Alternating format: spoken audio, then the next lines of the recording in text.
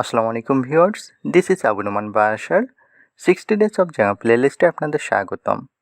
আলহামদুলিল্লাহ, দেখতে দেখতে আমরা আমাদের কোর্সে একবারেই শেষ পর্যায়ে এসে পৌঁছেছি। এখন আপনাদের একমাত্র কাজ হবে প্রজেক্ট করা। এখন কোশ্চিন হতে পারে, কেন আপনারা প্রজেক্ট করবেন? আপনারা প্রজেক্ট করবেন এর কারণ হচ্ছে লাস্ট 58টি লেকচার ভিডিওতে আমি যে টপিকসগুলো শিখিয়েছি সেই টপিকসগুলো আপনি কোথায় অ্যাপ্লাই করবেন। এই টপিকসগুলো আপনারা অবভিয়াসলি প্রজেক্টে অ্যাপ্লাই করবেন। এই টপিকসগুলো অ্যাপ্লাই করেই আপনারা সুন্দর সুন্দর প্রজেক্ট ক্রিয়েট করবেন।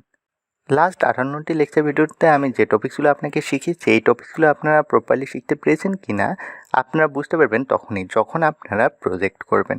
সো প্রজেক্ট মোস্ট ইম্পর্ট্যান্ট একটি টপিকস।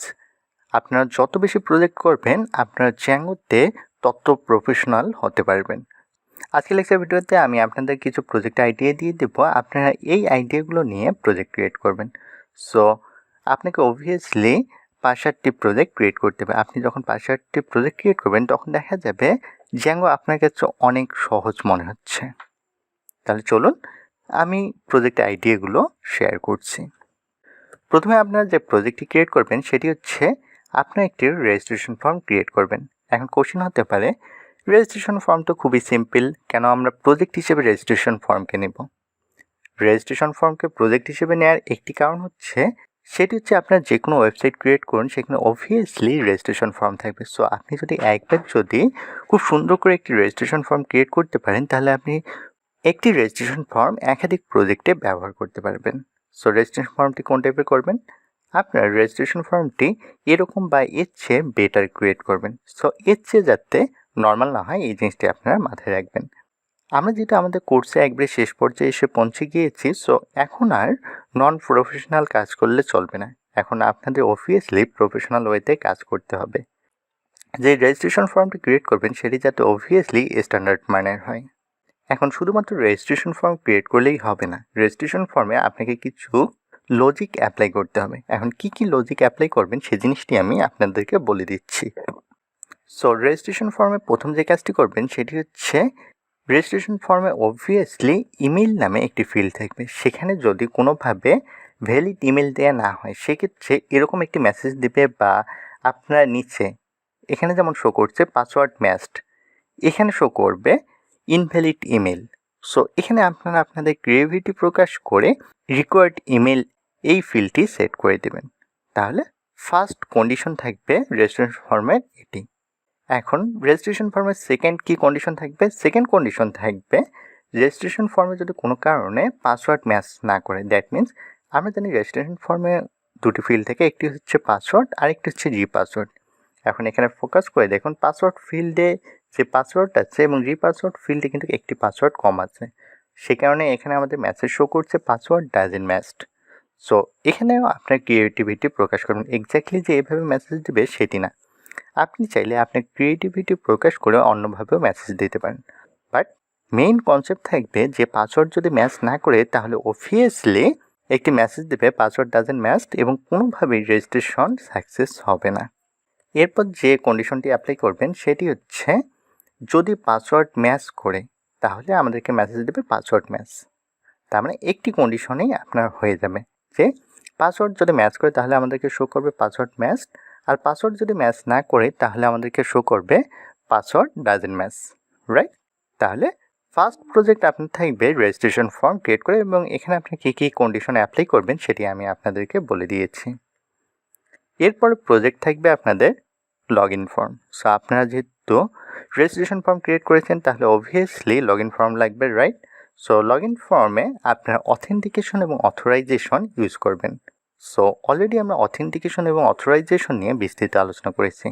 এখন অথেন্টিকেশন অথরাইজেশন এখানে কি করবে? এখানে যে কাজটি করবে, শুধুমাত্র যারা রেজিস্ট্রেশন করেছে শুধুমাত্র তারাই লগ ইন করতে পারবে। আদারওয়াইজ কারো যদি মন চায় সে লগ ইন করবে, সেটি সম্ভব হবে না। শুধুমাত্র ভ্যালিড রেজিস্ট্রেশনকৃত ব্যক্তিরাই এখানে লগ ইন করতে পারবে। সো এখানে আপনারা অথেন্টিকেশন এবং অথরাইজেশন ব্যবহার করবেন অবভিয়াসলি। এরপর আপনারা যে প্রজেক্টটি করবেন সেটি হচ্ছে একটি পোর্টফোলিও ক্রিয়েট করবেন। এখন কোশ্চেন হতে পারে, কেন আমরা পোর্টফোলিও ক্রিয়েট করব? পোর্টফোলিও ক্রিয়েট করার কারণ হচ্ছে আমরা জ্যাঙ্গোর একবারেই শেষ পর্যায়ে এসে পৌঁছেছি। সো অনেকেই জবের জন্য অ্যাপ্লাই করবে বা অনেকেই আরও বেশি জানার চেষ্টা করবে। সো আপনি যেটাই করুন না কেন আপনাকে অবভিয়াসলি Django ডেভেলপার হিসেবে একটি পোর্টফোলিও প্রয়োজন। সো পোর্টফোলিও কোন টাইপের হবে? পোর্টফোলিও আপনি এই টাইপের করতে পারেন। সো এক্স্যাক্টলি এরকম হবে এমনটি না, কারণ আপনাকে ডেমো হিসেবে আমি এটাই দেখাচ্ছি। সো আপনারা অবভিয়াসলি এর চেয়ে বেটার পোর্টফোলিও ক্রিয়েট করবেন। পোর্টফোলিওতে প্রথমে আপনারা যে কাজটি করবেন সেটি হচ্ছে আপনার ডিটেলস বলে দেবেন। দ্যাট মিন্স আপনার নাম, আপনার ডেট অফ বার্থ, আপনার ইমেল অ্যাড্রেস, দ্যাট মিন্স সব কিছু আপনি বলে দেবেন। আফটার দ্যাট আপনার সম্পর্কে 4-5 লাইনের ভিতরে বলবেন। আফটার দ্যাট আপনার এডুকেশনাল ব্যাকগ্রাউন্ড এখানে শেয়ার করবেন। আপনার কী কী স্কিল আছে, যেমন হচ্ছে আপনি পাইথন জানেন, জ্যাঙ্গো জানেন, এর পাশাপাশি আপনি কোন কোন প্রোগ্রামিং ল্যাঙ্গুয়েজ জানেন বা আপনার এক্সট্রা কোনো ল্যাঙ্গুয়েজ জানা আছে কিনা সেটি এখানে বলে দেবেন। আফটার দ্যাট আপনি কী কী সেলফ লার্নিং করেছেন সেগুলো আপনি এখানে শেয়ার করতে পারেন। আপনি কোন কোন টুলসের সঙ্গে পরিচিত বা কোন কোন টুলসের সঙ্গে আপনি কমফোর্টেবল সেই জিনিসগুলো বলতে পারেন। যেমন হচ্ছে visual studio code, Sublime text 3, Python, anaconda, Jupiter notebook, spite, এই টাইপের যে আপনি টুলসের সঙ্গে পরিচিত সেগুলো আপনারা এখানে ডিসক্রাইব করতে পারেন। স্কিলসের পরে আপনারা অ্যাড করবেন প্রজেক্ট। আপনি কী কী প্রজেক্ট করেছেন সেই প্রজেক্টগুলো আপনারা এখানে বলে দেবেন। তাহলে আপনার পোর্টফোলিওটি একটি স্ট্যান্ডার্ড মানের পোর্টফোলিও হবে। তাহলে অলরেডি আপনার 3টি প্রজেক্ট করে ফেললেন। একটি হচ্ছে রেজিস্ট্রেশন ফর্ম, একটি হচ্ছে log in form, and after that হচ্ছে পোর্টফোলিও। এরপর আপনার যে কাজটি করবেন সেটা হচ্ছে ই-কমার্স ওয়েবসাইট ক্রিয়েট করবেন। কারণ হচ্ছে আপনি যখন একটি ই-কমার্স ওয়েবসাইট ক্রিয়েট করবেন সেখানে কিন্তু আমরা লাস্ট 58টি লেকচার ভিডিওতে যে টপিকসগুলো পড়ে এসেছি সেই টপিকসগুলো কিন্তু ই-কমার্স ওয়েবসাইটে খুব সুন্দরভাবে অ্যাপ্লাই করা যায়। দ্যাট মিনস ই-কমার্স সাইটে কিন্তু অনেক বেশি লজিক বা অনেক বেশি কনসেপ্টের প্রয়োজন হয়। সো ই-কমার্স ওয়েবসাইট যখন করবেন তখন কিন্তু আপনার ম্যাক্সিমাম টপিকসগুলো টাচ করবে। সো সেখানে আপনার টপিকসগুলো জানা হলো, কোনো প্রবলেম ফেস করলে সেগুলো সমাধান করা যাবে। সো ই-কমার্স ওয়েবসাইট খুবই ইম্পর্টেন্ট। আপনাকে অবভিয়াসলি একটি হলেও ই-কমার্স ওয়েবসাইট ক্রিয়েট করতে হবে। প্রথমে আপনাকে কঠিন লেভেলে ই-কমার্স ওয়েবসাইট করার প্রয়োজন নেই। প্রথমে আপনি সাধারণভাবে চিন্তা করুন। মনে করুন আপনার একটি বাগান আছে, সেটি সাধারণ বাগান হোক বা ছাদ বাগান যেটাই হোক, সেখানে কিছু ফ্লাওয়ার আছে, আফটার দ্যাট ফ্রুটস আছে, ট্রি আছে, আফটার দ্যাট পেট আছে। এখন আপনি ফ্লাওয়ার, ফ্রুটস, ট্রি অ্যান্ড পেটকে প্রোডাক্ট হিসেবে গণ্য করে আপনি একটি ই-কমার্স ওয়েবসাইট ক্রিয়েট করুন।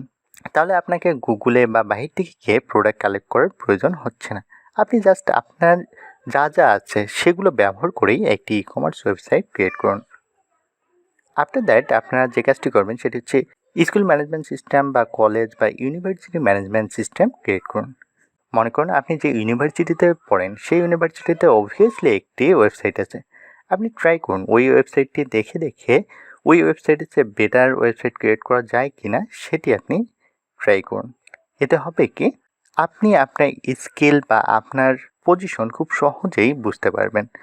আপনি যখন এই প্রজেক্টগুলো করবেন তখন কিন্তু খুব সহজে বুঝতে পারবেন যে আপনার কোথায় ল্যাকিং আছে বা কোন কোন পোর্শনে আপনাকে আরও বেশি শ্রম দিতে হবে বা আপনাকে আরও আপডেট হতে হবে সেটি কিন্তু বুঝতে পারবেন। বাট আপনারা যদি প্রজেক্ট না করেন তাহলে কিন্তু আপনারা আপনাদের ল্যাকিংগুলো বুঝতে পারবেন না। সো প্রজেক্ট আপনাদের জন্য এখন মোস্ট ইম্পর্টেন্ট একটি টপিকস। অ্যান্ড ফাইনালি আপনারা ট্রাই করবেন আনকমন ওয়েবসাইট ক্রিয়েট করার জন্য। এখন আনকমন কীরকম? মনে করুন school management system, college management system, university বা ই-কমার্স ওয়েবসাইট এগুলো হচ্ছে কমন প্রজেক্ট। বাট আপনারা ট্রাই করুন ডিফারেন্ট টাইপের কোনো প্রজেক্ট ক্রিয়েট করা যায় কি না। That means fruits classification and detection or trending যে টপিকসগুলো থাকে, যেমন হচ্ছে কিছুদিন আগে আমাদের করোনা ভাইরাস ছিল, করোনা ভাইরাস সম্পর্কে একটি প্রজেক্ট ক্রিয়েট করুন। সেখানে আপনারা দেন করোনা ভাইরাস কোথা থেকে আসলো, করোনা ভাইরাস কীভাবে ডিটেক্ট করা যায়। আপনার যদি সেখানে মেশিন লার্নিং এবং ডিপ লার্নিং যদি অ্যাপ্লাই করতে পারেন তাহলে আরও বেটার। আর আপনার যারা মেশিন লার্নিং, ডিপ লার্নিং জানেন না তারা সাধারণভাবে ক্রিয়েট করুন, বাট ডিফারেন্ট টাইপের ওয়েবসাইট ক্রিয়েট করার ট্রাই করুন। এতে আপনারা নতুন নতুন অনেক কিছু জানতে পারবেন এবং নিজেকে আপডেট করতে পারবেন। তাহলে আমি আপনাদেরকে যে প্রজেক্টের আইডিয়াগুলো দিলাম, অবভিয়াসলি এই প্রজেক্টের আইডিয়াগুলো থেকে বা এই কনসেপ্টগুলো ধরে আপনার প্রজেক্ট করুন। আশা করি আপনারা খুব ভালো কিছু করতে পারবেন। আর এই প্রজেক্টগুলো করার সময় যদি কোনো প্রবলেম ফেস করেন সেক্ষেত্রে আমাদের কমিউনিটিতে জয়েন হতে ভুলবেন না। আমাদের কমিউনিটি লিঙ্ক ভিডিও ডিসক্রিপশন বক্সে দেওয়া থাকবে। আমি আবারও বলে নিচ্ছি, যারা যত বেশি প্রজেক্ট করবেন তারা তত বেশি কিন্তু এগিয়ে থাকবেন। আপনার জব ক্ষেত্রে হোক বা নিজেকে প্রুভ করার ক্ষেত্রে হোক, আপনার কিন্তু প্রজেক্ট সবচেয়ে বেশি ভূমিকা পালন করবে। সো এই প্রজেক্টগুলো অবভিয়াসলি আপনাকে করতে হবে। সো আপনাদের জন্য অনেক অনেক শুভকামনা রইল। নেক্সট লেকচার ভিডিওতে দেখা হবে। সে পর্যন্ত ভালো থাকবেন। আসসালামু আলাইকুম।